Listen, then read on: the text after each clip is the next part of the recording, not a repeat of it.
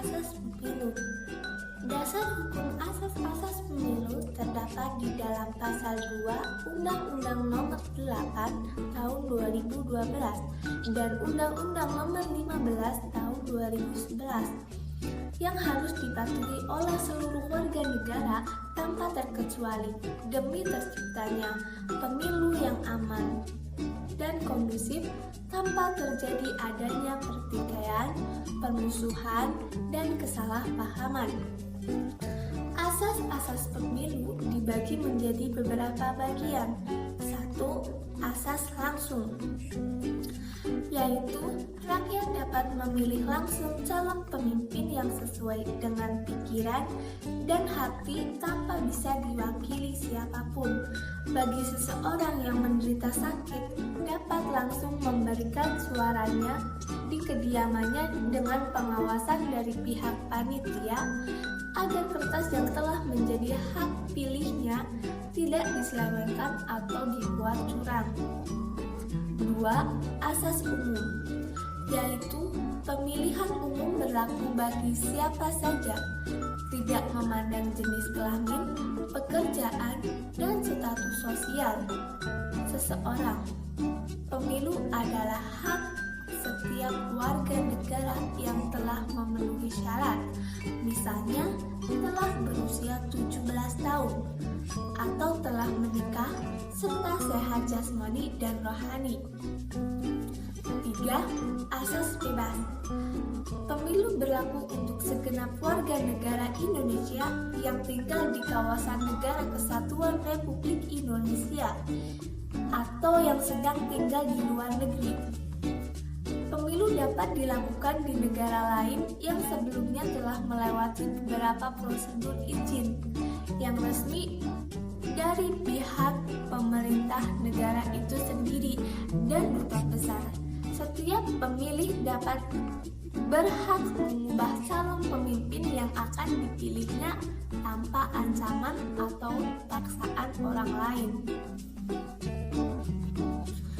4. Asas rahasia. Memilih calon pemimpin tidak bisa diberitahukan pada orang lain, bahkan pada pihak panitia sekalipun, agar tercipta suasana yang tetap aman, tidak memicu keributan, dan saling menghina hanya karena berbeda pilihan. 5. Asas adil. Semua pemilih mendapatkan hak dan perlakuan yang sama, termasuk perlindungan dari adanya ancaman dan kecurangan dari pihak tertentu.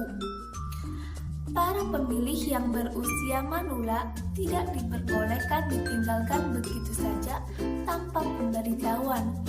Dari beberapa kasus yang pernah terjadi, ada beberapa oknum dan orang-orang yang tidak bertanggung jawab mengendalikan situasi tertentu yang membiarkan para manula terlambat datang dalam pemilu, yang akhirnya mereka kehilangan hak pilihnya karena alasan waktu pemilu telah habis.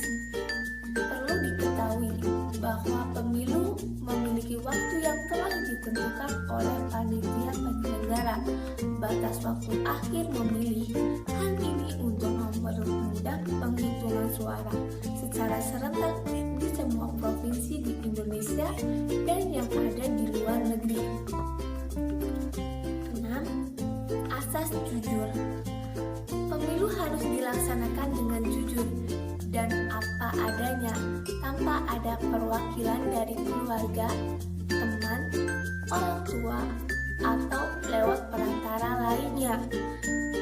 Ketika penghitungan suara dilakukan, maka pihak panitia penyelenggara pemilu harus memperbolehkan masyarakat ikut menyaksikan acara penghitungan suara tersebut. Intinya adalah penghitungan suara harus secara transparan, melibatkan masyarakat, dan secara langsung.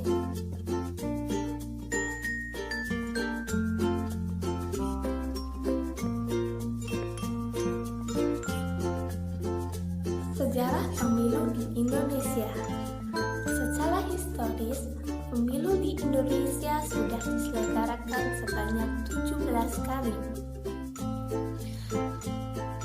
Latar belakang dari terselenggaranya pemilu di era reformasi adalah melemahnya pemerintahan Orde Baru hingga turunnya Soeharto dari jabatannya pada tahun 1998 serta terjadinya peralihan kekuasaan ke era reformasi pada akhir tahun 1980 dan awal 1990.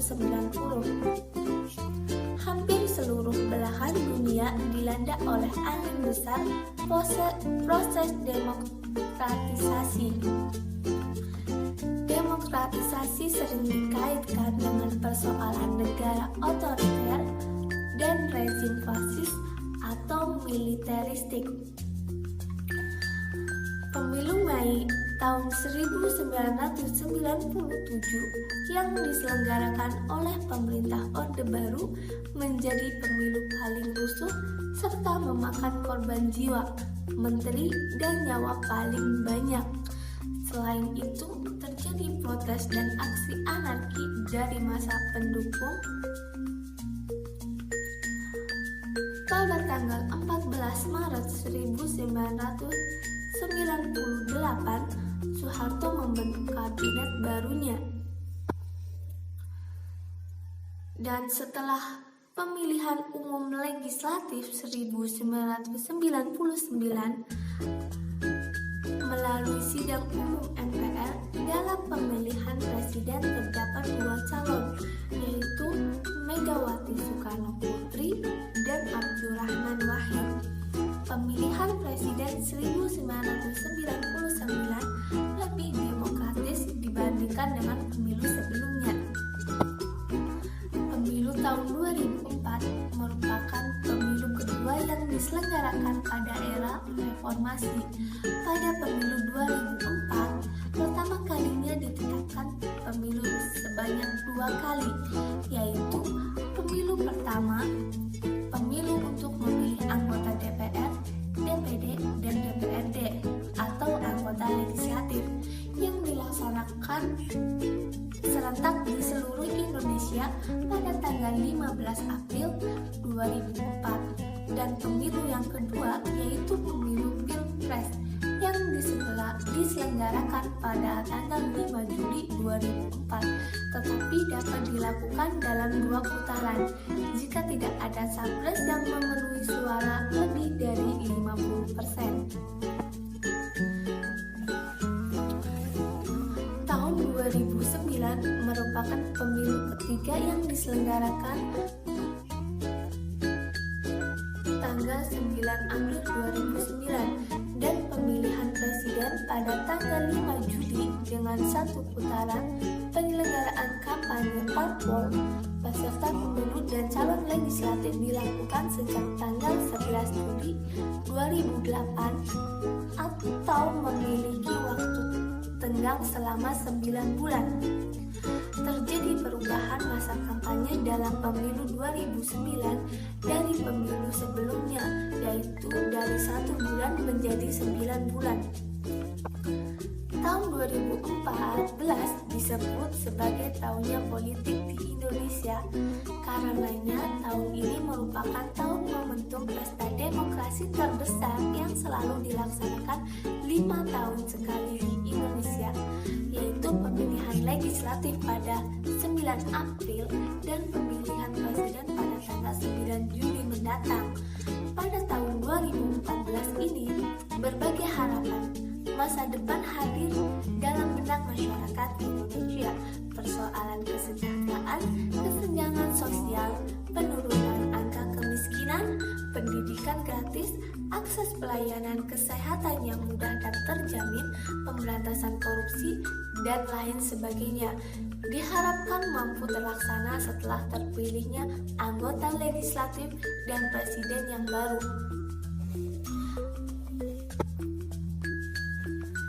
Penyelenggara pemilu Dalam Undang-Undang Nomor 15 Tahun 2011 tentang Pemilihan Umum, pada bab ketentuan pasal 1 ayat 5 dan ayat 22 menyebutkan bahwa pemilihan umum yang selanjutnya disebut pemilu adalah sarana kedaulatan rakyat untuk memilih anggota Dewan Perwakilan Rakyat, anggota Dewan Perwakilan Daerah, Presiden dan Wakil Presiden, dan untuk memilih anggota Dewan Perwakilan Rakyat Daerah yang dilaksanakan secara langsung, umum, bebas, rahasia, jujur, dan adil dalam Negara Kesatuan Republik Indonesia berdasarkan Pancasila dan Undang-Undang Dasar Negara Republik Indonesia tahun 1945.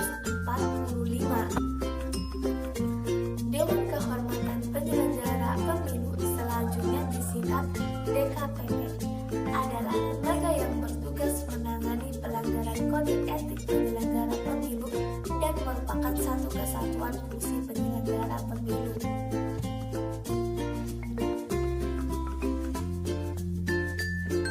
Adapun tugas dan wewenang KPU dalam penyelenggaraan pemilu, anggota Dewan Perwakilan Rakyat, Dewan Perwakilan Daerah, Dewan Perwakilan Rakyat Daerah berdasarkan Undang-Undang Nomor 15 Tahun 2011 tentang Pemilihan Umum pada pasal 12 ayat 1, yaitu KPU bertugas 1. Merencanakan program dan anggaran serta menetapkan jadwal. 2. Menyusun tata kerja KPU, KPU Provinsi, KPU Kabupaten atau Kota, PPK, PPS, KPPS, PPLN, dan KPPSLN. 3. Mengkoordinasikan, menyelenggarakan, mengendalikan, dan memantau semua tahapan pemilu. 4. Melakukan evaluasi dan membuat laporan setiap tahapan penyelenggaraan pemilu. 5. Melaksanakan tugas lain dalam penyelenggaraan pemilu sesuai dengan ketentuan perundang-undangan. Kewenangan KPU terdapat di dalam pasal 8 Undang-Undang Nomor 15 Tahun 2011 menetapkan tata kerja KPU, KPU Provinsi, KPU Kabupaten atau Kota, PPK, PPS, KPPS, PPLN, dan KPPLN. 1. Menetapkan peraturan KPU untuk setiap tahapan pemilu. 2. Menetapkan peserta pemilu. 3. Menetapkan dan mengumumkan hasil rekapitulasi penghitungan suara tingkat nasional berdasarkan hasil rekapitulasi penghitungan suara di KPU Provinsi untuk pemilu. 4. Presiden dan Wakil Presiden dan untuk pemilu anggota DPR serta hasil rekapitulasi penghitungan suara di setiap KPU Provinsi menerbitkan keputusan KPU untuk mengesahkan hasil pemilihan